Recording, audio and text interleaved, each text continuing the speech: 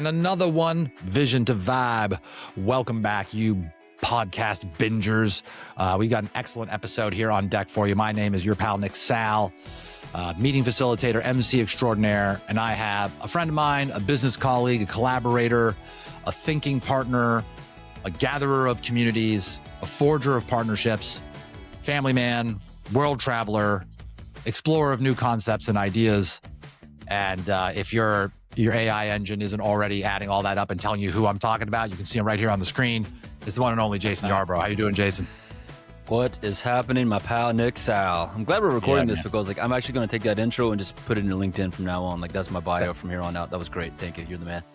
That's what I do, man. That's what I do for folks, and that type of feedback shows me we're on track, folks. So that's just gonna be more. You got the vibes, up. Man.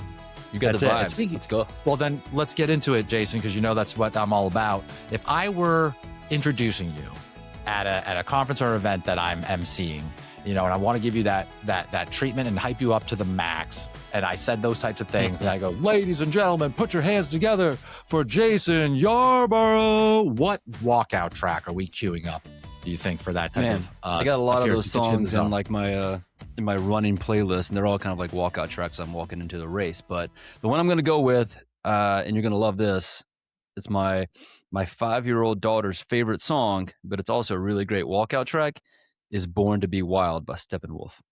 Born to be wild. Yeah, would you open it right on that opening? Get your motors running. Yeah, and we only how this game. You know how this game is played, Jason. We probably only have about 20 seconds or so as people are clapping for you to take the stage and take to the mic. So, what part of Born to Be Wild are we doing? Did that opening, the instrumental? Are we going to go to Get Your Motor Running, like that? Pick it up from there. Yeah, I like the opening of Get Your Motor Running. Head out on the highway. That's where we did it. See, we like to be precise. I'm here folks. to get your motor running. We are on this highway and we're going after it together. We're going to get wild. Always money when you can find a track that essentially channels what you're trying to get across to the audience. Yep. So well chosen, sir. Well chosen. That's the first test that you have passed here for this podcast, but there'll be many more. I'm ready now. All right. You're going. There will be trials. Shoulders a little bit. I mean, we're all going to be tested, I think, for this one. I'm excited, our audience members included. So, Jason, you know the name of this podcast and the concept of this podcast. The name, just in case we all forgot, is Vision to Vibe, where we talk to leaders of all stripes from all aspects of putting on an amazing event or experience. And we talk to them and ask them to break it down from their perspective, from whatever role they were from.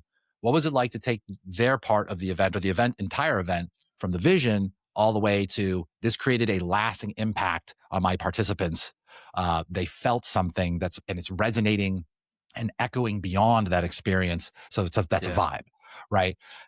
And we are privileged to have you here because, Jason, I've followed you for a number of years now since we worked together at Drift during the heady days of Drift's hypergrowth and in the partner team there. And you have since launched your own event that I believe is in its third year. I'm going to go out on a limb here. Yeah. Okay. Third year. See, I did my homework, folks. Third year. It's the Arcadia Leadership Experience. And it's rare that any of us, including our listeners here, get to hear somebody who had a concept for an idea.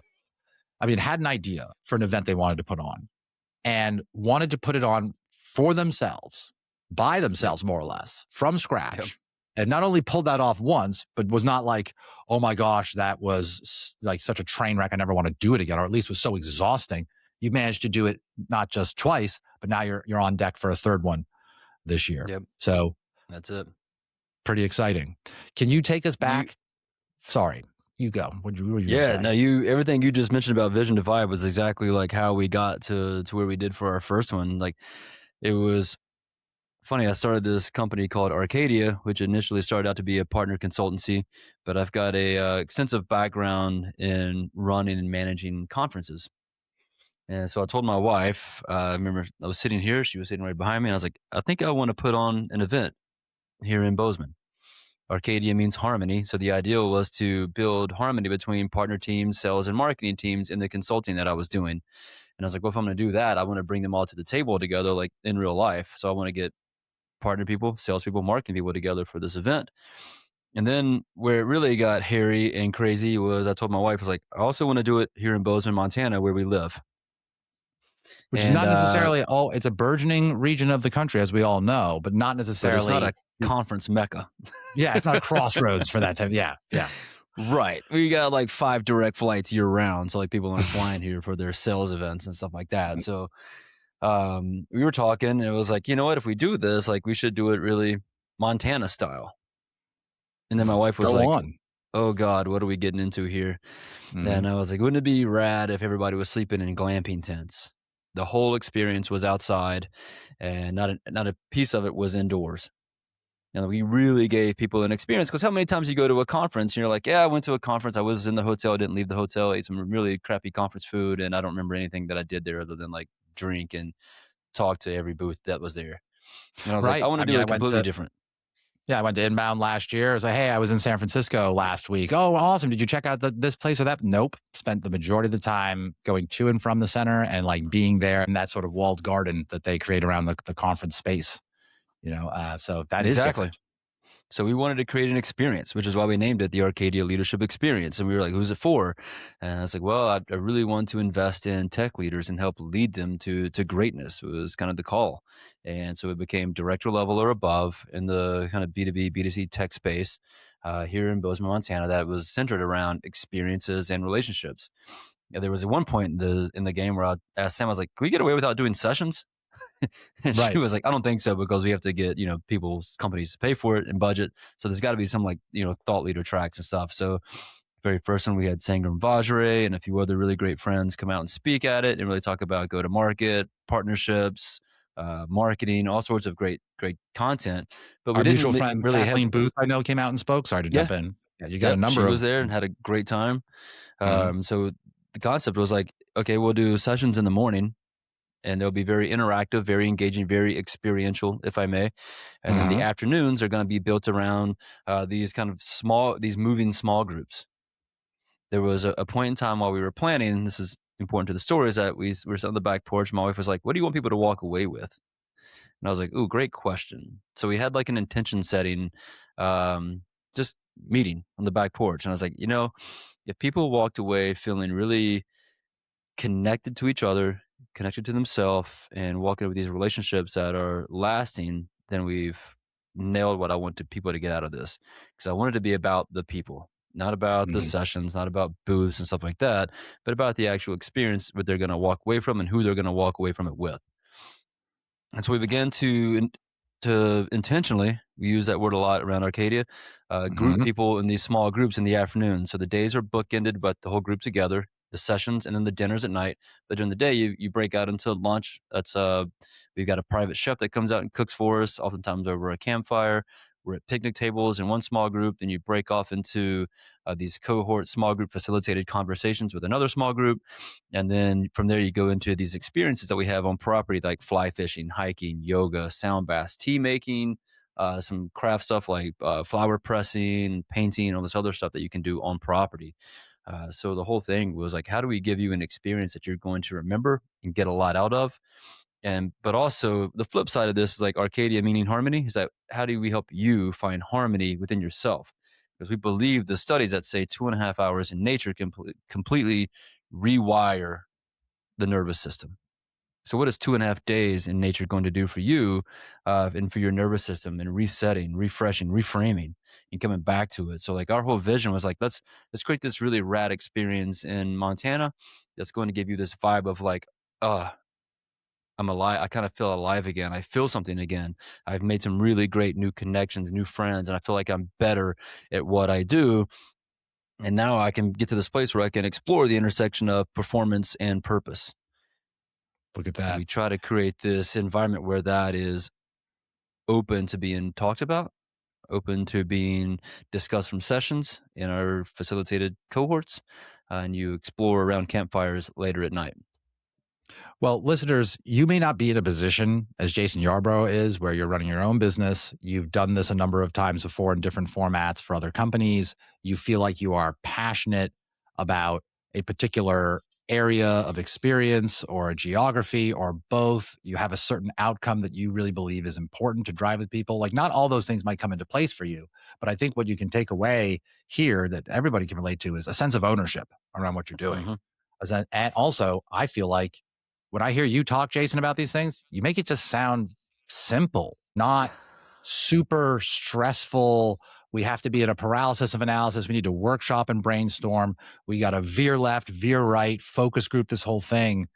This is, because I know you and I've worked with you, I know that this is a roll up of everything that you believe and have experienced. I remember when you were running the partner team at Drift and you had us all come in, I was running partner marketing and enablement in that team. You were very passionate about what you just said. You wanted to expose us to, do you know what it's like to get out here in Bozeman and get that breath of fresh air, see the mountains, go fish we went these out to the rivers? reservoir at Highlight. There was no Yep. cell phone service, no Wi-Fi. We had a campfire, had some drinks, and just hung out as a team and got to know each other and shared conversations. It was the best experience. I still vividly have that in my head. I think we have a really great picture of all of us just you kind were of wearing like, a bathrobe, listeners. yeah, we're all your, mussed up your in the host dirt. here. Yeah, that was like the only thing that was in the truck was chilly out, or there's like a glacier on the top of this mountain over here, for crying out loud, guys. Yes, it was like decent weather, but it was still chilly. Oh, yeah. So Jason, something I want to pull out there is, I think a lot of people who try to follow in your footsteps in one way or another, whether it's their organization, somebody else's organizations, the first time, the last time, I feel people can get off track right with that first step you said. I want to put on this event. I have this idea, and I'm going to go to my first key stakeholder. You're going to your business partner and partner, literal life partner, Sam, about this idea. That is also an advantage you had, which is I've got a committee of 2, myself and my partner. My partner already knows me and believes in me. I've got a track record with this person. That's not the same with everybody else. So any advice on like where what you just described to us might go wrong, especially at those early innings, and any just sort of like chill Jason Yarborough wisdom and mindset that you could maybe tell people about? Like, where could you have gone wrong if it was a different scenario? Less experience. It's not your partner you're talking with or something like that. Sure. Maybe there's a strong sort of like commercial pressure being put on you around the event or something like this. Has to make money though, or whatever. Where are some of those things that could go wrong? Because you just made it sound so simple, and I believe that it can be if we can get out our own way. So is there anything like this that you feel like in the past it has gotten in your way, or this could get in the way for others who might not be in the exact same formula that you have? And you just want to call out as like sort of cautionary tales or just some pep talks on some of those early steps of, you got the vision part, and I want to get buy-in to the vision. I'm a big believer that confidence needs evidence, meaning that to feel confident about something, you've got to have the evidence that it's worthwhile doing, pursuing, or the proof, or whatever it might be. So there's 2 ways in which I kind of vetted that out. I feel like I had a good advantage in the event space because I've ran many conferences in my day. But on top of that, I had to make sure there was a desire and need for it. So I went out and got the evidence from people. I was like, hey, I went out and talked to some friends. I think I'm going to put this event on. I remember I called up Tyler Calder. I was like, I'm going to do this event. I'm going to be looking for sponsors. And the first one was 50 people, like getting 50 people here. He was like, what are you going to be doing? I was like, I don't know, I'm just going to be doing some Montana shit. And he was like, that's exactly what I told him. He was like, I'm in. I'll even sponsor. I'm in. How about that? And so like I went to a few other people. I remember my buddy Charles had told me before, like, if you ever do anything in Bozeman, I'd be there. It's on my bucket list. So I called up him, and I called up a few other people. I'm like, hey, I'm thinking about doing this event. I think Antonio Cardadad was one of them. I'm doing this event in Bozeman. What do you think about that? He's like, dude, yes, that is awesome. That is what we need. And I think what we began to see is that people need connection. People just want to be connected. They don't want to be spoken at. They want to be, spoken with during a session, which is what we do. And we began to suss it out with other people and hearing from them what they think about it, what they would be looking for in an event like this. And I began to build it around like my thoughts as well as what other people were giving feedback on. And I think a lot of times we'll have these ideas and we'll launch something without making sure that, is this exactly like what is needed? Like I think in tech world, we call that product market fit. And so how do you find that for your event? I think that's a great piece of advice. And then I think there's also another challenge that will expose, though, is that there's certain people, and we know this from listening to how Apple's thought of different products and so on. Like if you ask people what they want, they might tell you what they wanted yesterday, or they might tell you what they think they want. But if you really put them to the test, you had to had them put their money where their mouth is, they had to get on a plane or whatever. Maybe actually what they said, oh, if you build that, I will come, or whatever, is not necessarily the case. That's been my experience with some other organizations I've helped put on events with. So how do you, because I think it's right. You should obviously come out to your key friends and allies, people who you're like, if they're not on board with this, then this is part of my vision, is for them to be on board with this. I need to take that into account, whatever I'm missing or whatever that is. But sometimes they're going to say something where you're like, it goes against my instincts or goes against my grain. Yeah, 100%. Should I take this market literally, or should I skate to where I think the puck's going experience wise and give them that, what they don't even know that they want until they get there? Yeah, I think you skate to where the puck is going. You get the feedback and advice and take it with a grain of salt, right? How do you take some ideas and principles and begin to build into what your vision is? I had an idea, had a vision. My wife called me crazy, but she's like, "I'm in." Yeah. And so as I began to build this thing out and shape it to what I thought it should be, she was like, "Yeah, this is it." She jumped on board immediately. Now she runs the company full time. We run it together, but like it was more around like what you mentioned, like it's our intuition of like what does this SaaS event space need right now? Like what's missing in these events? Because if you go ask people, they're going to tell you like what they know from events. And what I'm Yeah. trying to do is like rewrite the script here and do Yeah. something completely different, which comes with its own incredibly stressful challenges, right? But at the same time, like I believe in this enough to go put this in the market, put this out in the wild, no pun intended. And then Yeah. There people was some show pun up, intended. You can admit that, but yeah. maybe. And when people Yeah. show up, they're like, wow, we didn't know what we were getting into, and B, we had no idea what to expect. But this was absolutely incredible and beyond what we even expected. And I think you have to kind of go with what you believe to be true. And I'm a big believer in like following your gut, following your Yeah. instincts, understanding like this is placed inside of you for a reason. You were given this kind of vision, this idea for a reason. No one else was given it. So like it's up to you to be a good steward of that vision. Friends listening, I hope you just heard what Jason said, because we all need sometimes a little bit of that pep talk and that reminder.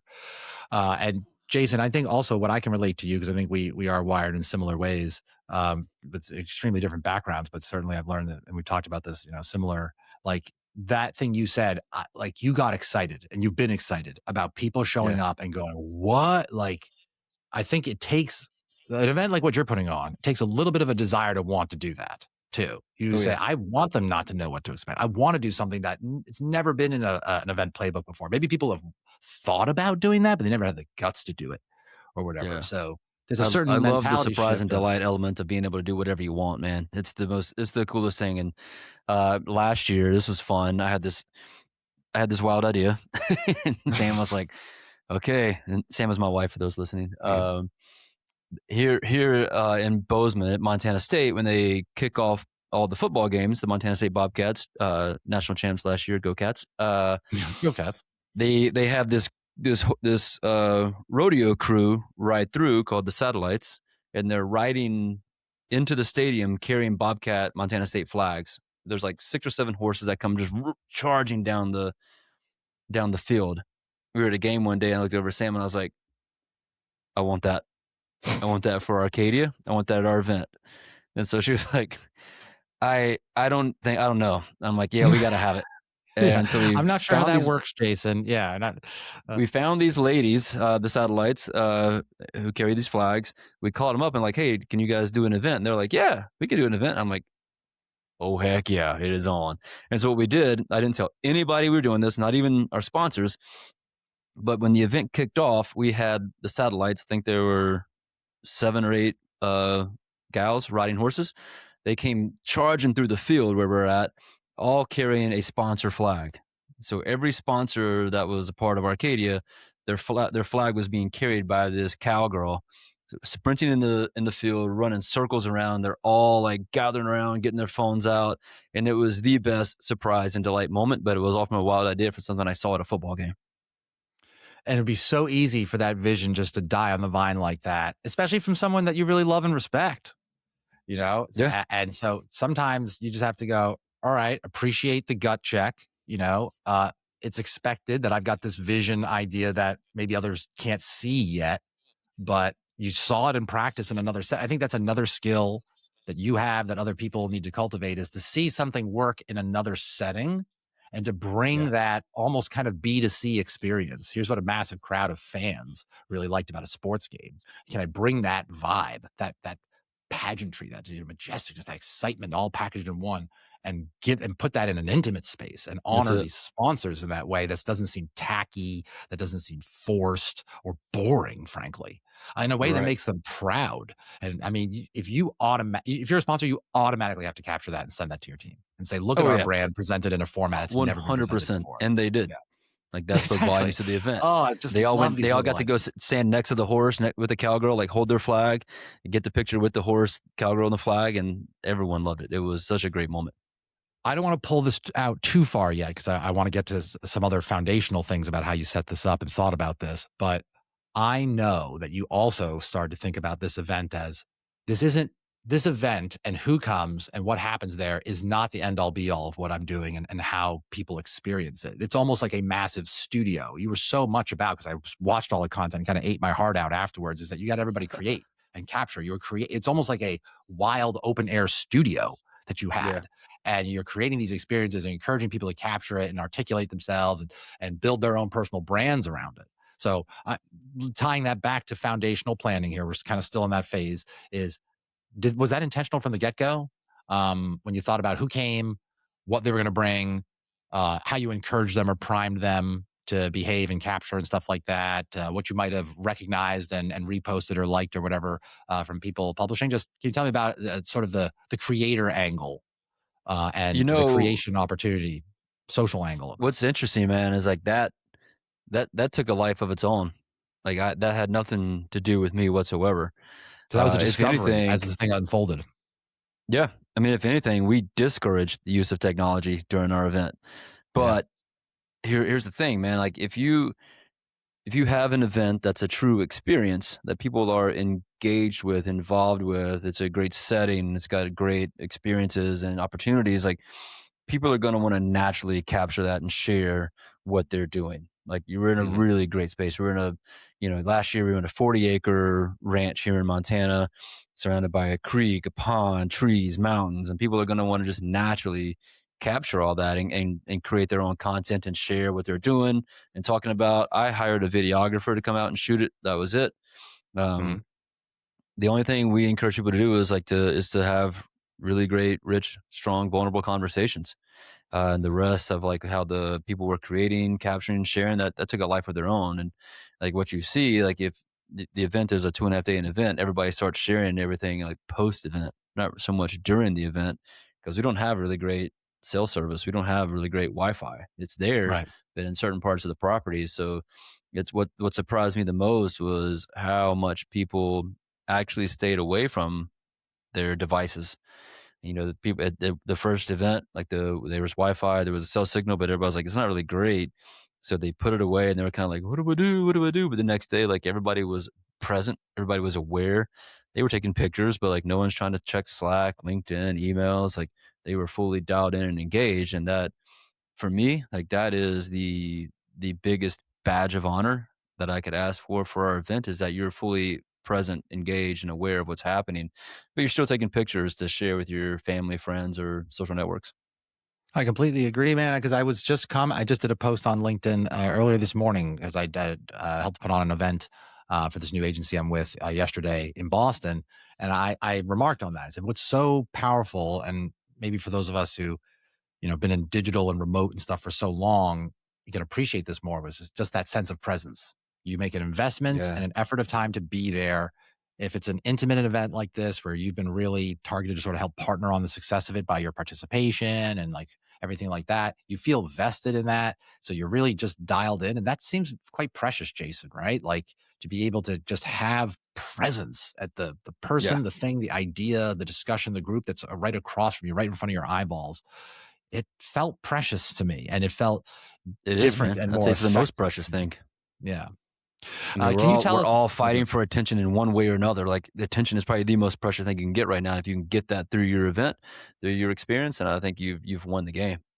and fellow listeners, Jason's story to me so far is a message of hope. At every turn, what I'm asking him about, it's a simple, straightforward approach. How did you curate the whole like virality and social aspect of it? No, I actually frankly didn't even have the internet service for that. But I tried to focus on community and create remarkable experiences and great connections. He focused on the outcomes, and then people naturally jumped That's on it. board with wanting to further that outcome or celebrate that outcome happening. And then also, well, what about the media play and so on? Did you bring influencers there? Did you go whole hog on all this different sort of like editing and stuff? I hired a videographer, which is Right. affordable for most of us, if you get Yeah. someone local or what One have guy. you. So that's all we have so far to worry about, folks. Those just 2 or 3 bullets from I think that. And you have to work with love what them. you got. We didn't have any money. We didn't have strong backing. Like the first one, we actually lost a bit of money on. It came out of the business, but it became a great investment in the long term. It's like it I'm was glad you money got back to I'm that, willing to spend. because that's what I want to ask, because I think it's the sort of elephant in the room for most of us as we think about how can I replicate this story, this example, this person that I'm hearing about. And I think there's business pressure, business plans. You just tell us about how you thought about the business plan around this. All right. Do we need sponsors? Why and who and how much? Should we charge for this? Yes, of course, but how much? Do we bake the lodging cost into the ticket? Again, you've done this a bunch of different times in different ways for different organizations. Can you just tell us about a bit of the mental journey, and tell us if it evolved as you went from the first one and the takeaways, and then the second one and the takeaways into your planning for this third one coming up? What has been, you just started it a bit, but please take us a bit further into the considerations, the discussions, maybe even the revelations around how you justify and quantify and plan around the business plan for this, and therefore the budgets Yeah. and sort of like the revenue needs around that.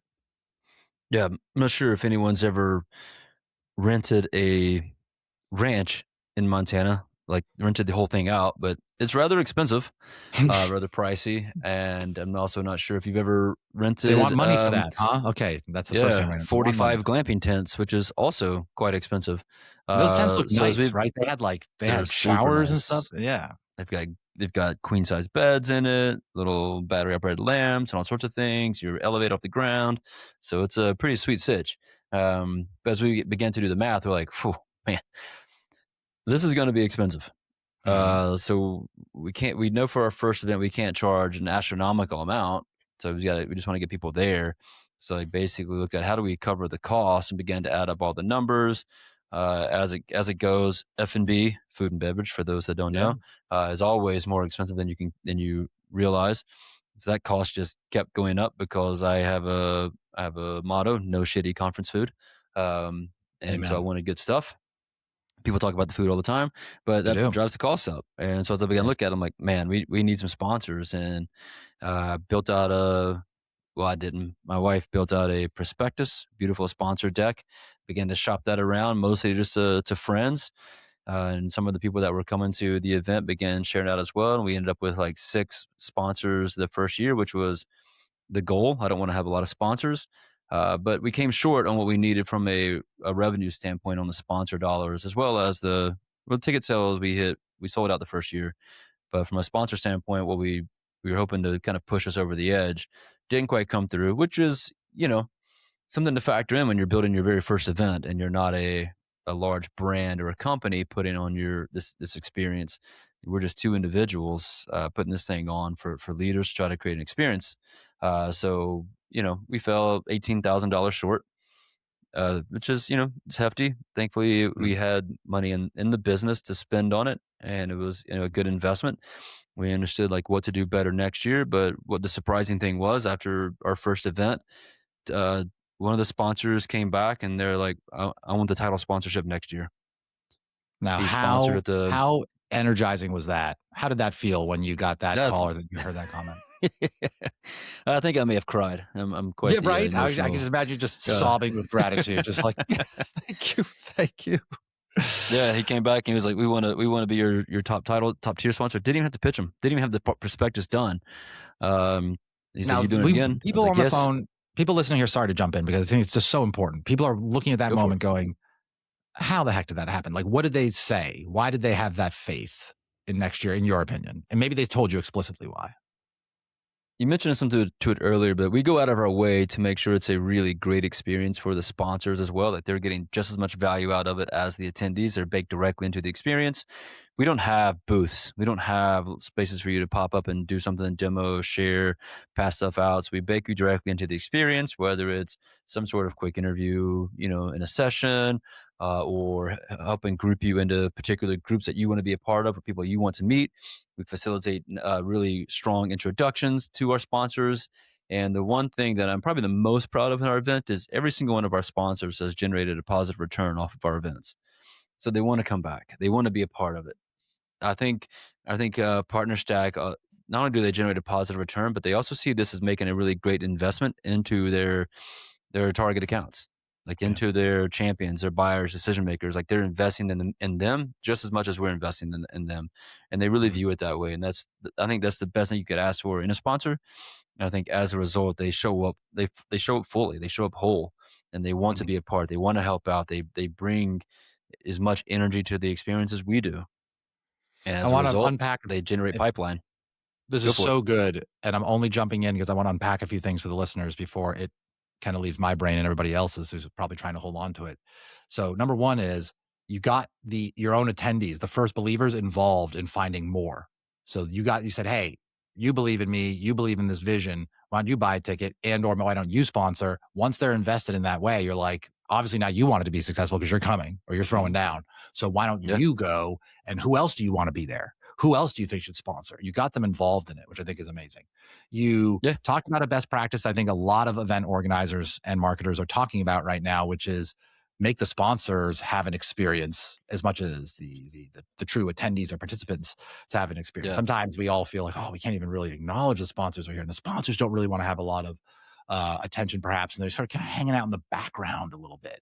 And instead saying, no, they're Yeah. actually one of the most important participants here. I want to curate and think about their experience. So I like that a lot. Always worth remembering. And then two, how you had these partners show up, I think is informative for all of us. Number one is you interviewed them. So Mhm. we've had sponsors for events. I've been involved in other organizations and the sponsor gets airtime and you don't know who they're going to send. They send somebody and it's basically sort of just a little demo canned sort of pitch deck thing. But instead, by doing the interview, it feels much more natural, more on brand, the brand I'm sensing from Arcadia in the first place. We're connecting, we're talking, but you also can remain in control of the message. And Yeah. that's not to even, I think, I'm sure you'd agree with this, it's not to hamper the sponsor. It's to actually help tee them up for success and keep them like 100%. in the flow of the dialogue and stuff here. Don't break into your slide pitch. You're going to ruin the vibe. You're going to take people out of the moment.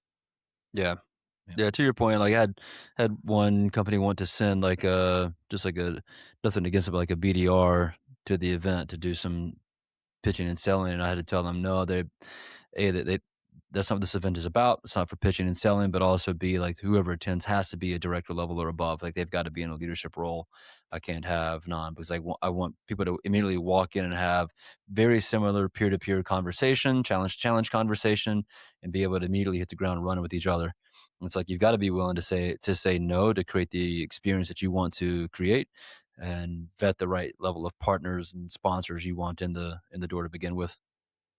And I think for those of us who are taking notes here, your natural, let's start with the conversation for these would-be stakeholders, sponsors, first attendees, and so on, allows you to have that natural dialogue with them to say, actually, yeah, what you want to do there, it's not going to work with the vision I told you about, right? Like, what if we tried Yeah. this? Just keeping that dialogue and having it less be, here's the PDF and you either buy the thing at that dollar amount or no, and here you get your 2 bullets, your 2 paragraphs and so on. You've heard this before. You've seen this offering before. Do you want it or not?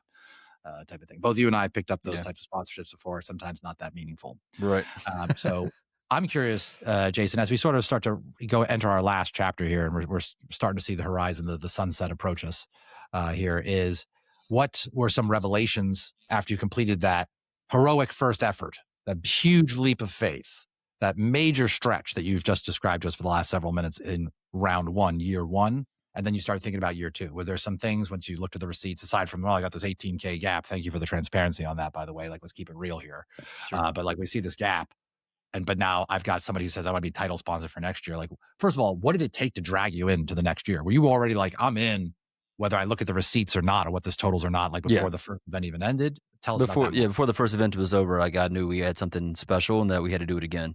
And so we had people who were like already as soon as the last one wrapped up, like, you guys have to do this again next year. It's like year two, we had 13 returning guests. And we've got 15 returning guests this year, which says a lot when people come back to an event like this, Mhm. small in nature. You kind of get a few things repeated. We try to sprinkle in some new stuff here and there, surprise and delight. But they want to keep coming back. They want to keep being a part of it. And the biggest, I'd say the biggest revelations that I got out of the first one was like, man, there's two things. Like people are craving connection. Like they Yeah. are just they're desperate for it. Desperate might be a bad word, but like they really, really are looking for ways and places to truly connect with people. Yeah. They highly And the value it. We should second at least say. Yeah. Yeah, and the second thing is like people want to be in a place where they can be challenged to do more with their life. Like Arcadia is all about challenging you to pursue the best parts of your life, to pursue greatness, which started by my sign off being "Be great, be Arcadia."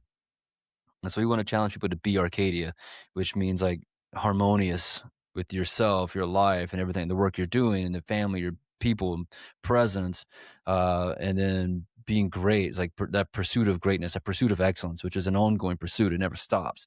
So like I think people get stagnant, stale, bored, stressed, burned out, and lost in the theatrics of leadership. And so we're here to help them kind of understand like you can be more than your title, be more than your work and all this.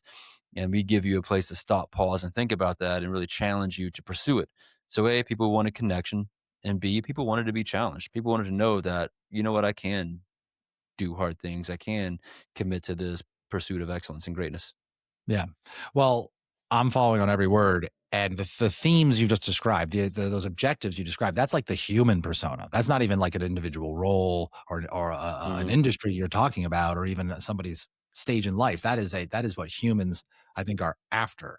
So when you That's it. start with those sort of fundamental truths that we're all desiring, that now your segment is 9 billion people or whatever it is, right? So how do you decide the who when you know that that's such a foundational need that almost anybody would find beneficial? And you're also going against, if I go after the specific niche, the specific role or industry, some of them might view this as a little woo woo, as a little bit like Hmm. fluffy or superfluous because it is so universal. They go, how does this really tie Sure. back to what we do in this industry or what I do in my role or what this cluster of companies does? Just any comment on how you have thought about the who and has that Yeah. evolved, especially as what you just described, which is incredibly appealing to me, um, is such a forefront outcome of what I think is very special that your event certainly touches on these leadership aspects, the personal development. We want to challenge ourselves to live our best life and do more in our lives and our work. Yeah. How do you think about the who for who you want to point that at? Um, So it's a leadership event. So we kind of try to vet, at least be in a leadership role. So how do we do that? We made it an apply to attend. So you have to apply to attend Arcadia, and we're fortunate that we know a lot of people, and if a name comes through, we recognize the name. We can kind of, if we don't know, we can kind of suss it out on LinkedIn. But a lot of times, if we don't know the person, then we'll ask to jump on a call with them. It's not exactly an interview; it's more of a conversation around like, hey, what makes you interested in Arcadia? Like, why do you want to be here? What do you think? Are they, are they going to be one that's going to engage in the conversation, or are they trying to be here just to try to sell something?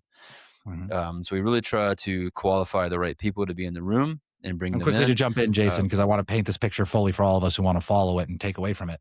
How do those conversations get triggered? It's sort of, is there like an inquiry form? They fill out an application form on the website. The website kind of casts some of this vision. I know yeah. I've seen it through videos, testimonials, examples, schedules, photos. They go through that experience. Am I gathering that probably correctly? They go, yes, I want to apply. And now it's a Hmm. quote unquote sales call. That's really more of a consultation and a conversation, Correct. an Yeah, there's advisory a whole call. inquiry form when you apply. You Yeah. know, role. You know, what do you want? What are you hoping to get out of Arcadia? What are you looking for here? Kind of thing. And who told you about it? And if a previous attendee told them about it, then we trust and know that they're going to send us the right people. So that carries a ton of weight. But Hmm. there's some that we just don't know. And so we'll Yeah. jump on a quick call and have a just quick conversation, get to know them more than anything. Make sure that, hey, are you a good human? Are you a good Mhm. person? Very much like our buddy Matt Query, if you remember him, he's got a no assholes Yes. policy. We Yes. also have a no assholes policy. Yeah. I don't know if this is a explicit podcast or not, but I just made it one. I think it just became one, Um, so that's fine. You just decided that it would be. No, I'm kidding. like having a get to know you conversation to see like, is this somebody that we want to be at the event. And I would say if anything, we've had to turn people away because they weren't in a leadership role. Yeah. We haven't really turned many people. We've maybe turned one person away because like it felt like wasn't the right person to have in the room. Maybe they're trying to. I think it felt like they were trying to sell and pitch more of their product than what we were comfortable with as not being a sponsor. So we kind of just had to decline that one. But for the most part, when people look at our website, look at our message, they're like, yeah, this resonates.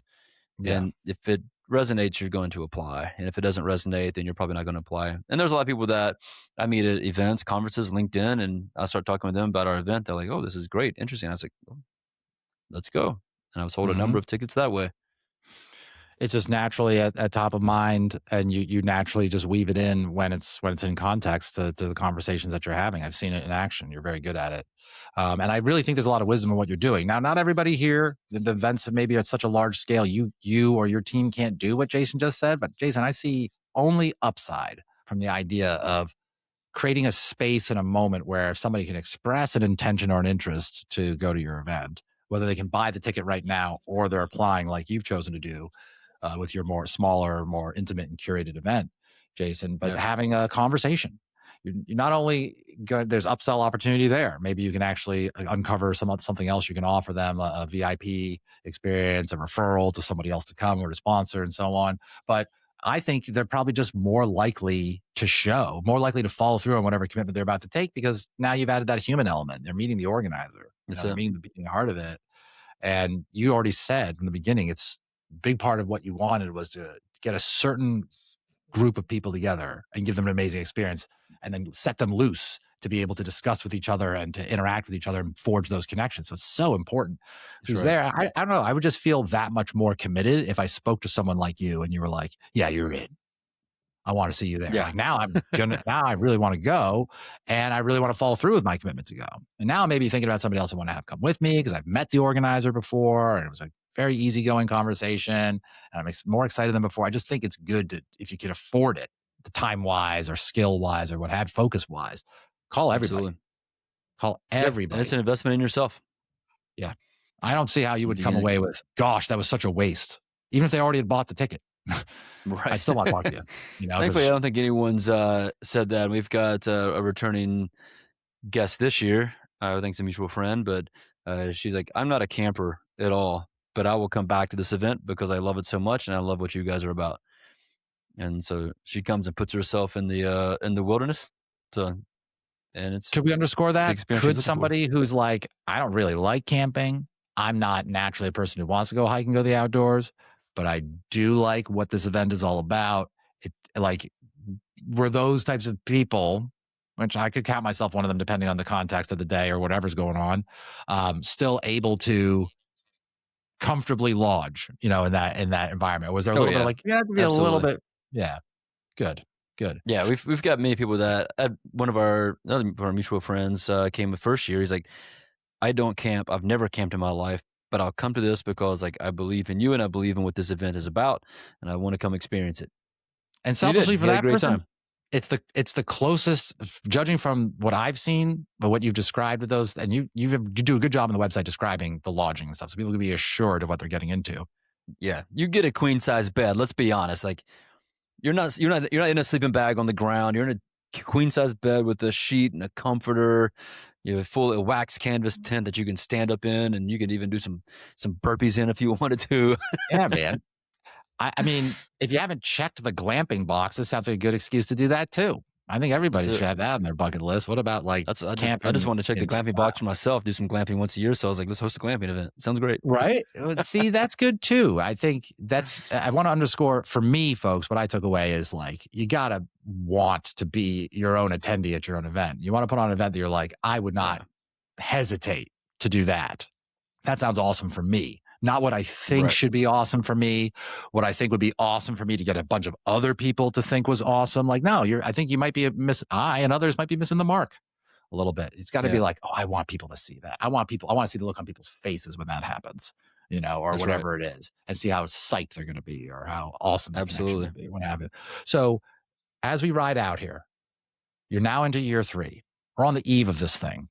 Why don't you tell us where your head is at And when you think about where you've come from, year one, Uh-huh. leap of faith, gap that needed to be closed. Year two, the believers are snowballing now. You've tested this thing out and you've started to figure out a formula that works and so on. Where are you at year three? What should we know and take away from your third time putting on an event that you envisioned entirely from scratch at your kitchen table, basically, to something that's been real and is actually being able to live on and do again and again now for the third time? Where's your head at? What should we know about not only your lessons learned there, but the event that you're now excited to put on in a couple months?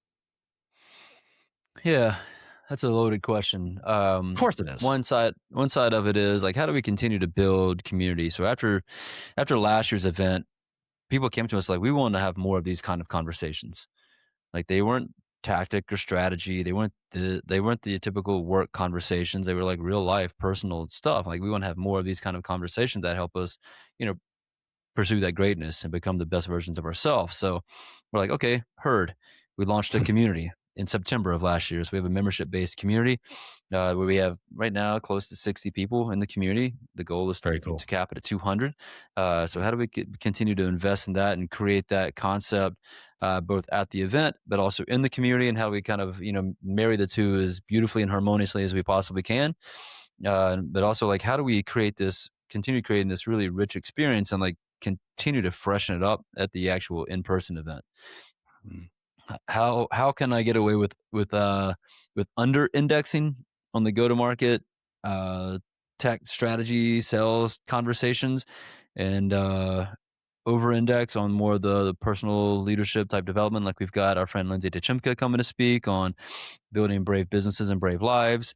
I've got a really good friend of mine who's a great coach that I really respect and love coming out to speak, and some tough stuff going on like that, like how to make, more humanized decisions in a world of AI and stuff, and those kind of things that we want to kind of over index and put in front of these leaders. Because you can go to any conference and get the tactic and strategy stuff. What you can't Yeah. get is the human side of things, the connection side of things, and the relationship.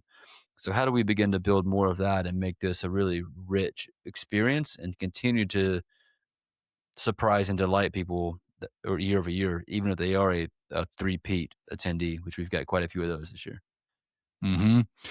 I just want to pull out again. This is a trend I think we're all wrestling with. Those of us who create content, organize experiences, and so on. It's really hard for us to fully wrap our heads around that. Like knowledge, the creation, like knowledge can now just be summoned with some keystrokes, and Yeah. the ability to act on that knowledge can also be accomplished with a few keystrokes from home.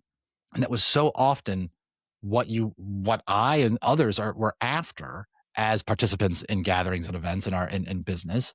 And also what you figured that was your mandate as an organizer. I need to bring the sharpest minds and the most articulate communicators to give as much impassioned knowledge to these attendees, who hopefully will take the best notes possible or will capture it on tape, and we will do some AI note taking for them, and then they will have the knowledge. And then, yes, there Yeah. will be some dinner and there's going to be a party and so on. And that will add on to, but like the star of so many events up to this very moment, up to this year, is still gather know-how and knowledge and communicators, the deliverers of that knowledge, and put a bunch of people who Yep. want that same knowledge in the same room and fire it at them as That's it. rapidly as possible. And I'll say this too, like Mac Redding, CEO of ComSword, told me something really rich and great our very first year, as we were working with all of our speakers and sponsors prior to the first session. He's like, their goal, and he's like, the goal of any session that at an event should be that it's a session that they of information and knowledge that they could not get from a LinkedIn post. And I There was it like, is. oh, that's a really great way to put that. The Because you information and can knowledge that your attendees and your participants could not get from a LinkedIn post. Yeah. yeah. That's your benchmark. And if you position like your talk that way, it's like, okay, I've really got to dig deep in a quick amount of time here, because otherwise, like this is just a LinkedIn recap in long form, Right. right? So Yeah. how do you deliver something that is actually going to impact the attendee?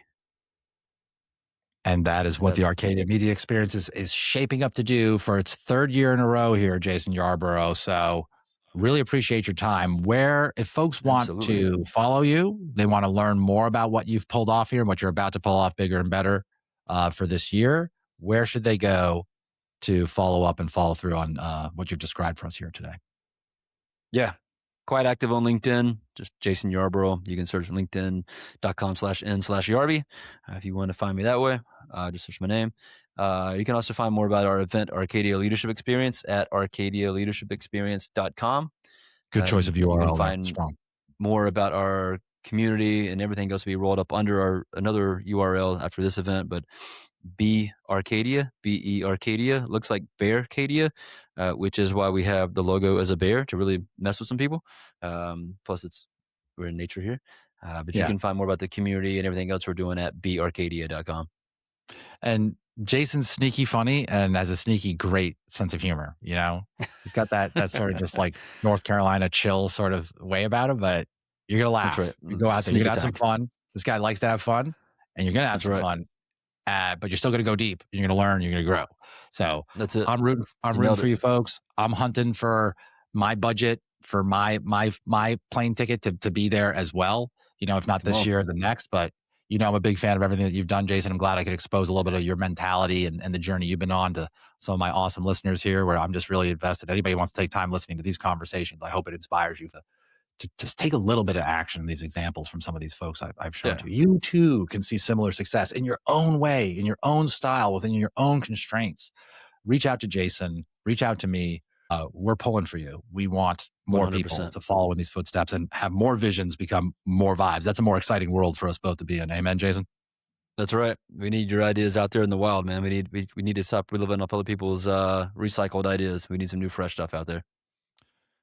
LinkedIn DM us, gang. If something resonated with you here that you're going to take action on, you got a question about the event, I can't wait to hear about it. So Jason, I wish you the best of luck. And here we go. Arcadia Leadership Experience, year 3. The vibes are coming. That's right. See y'all. Awesome, folks. That's a wrap. We hope to see you on a future episode. Thanks so much for listening. And as always, this has been another vision turned into vibes.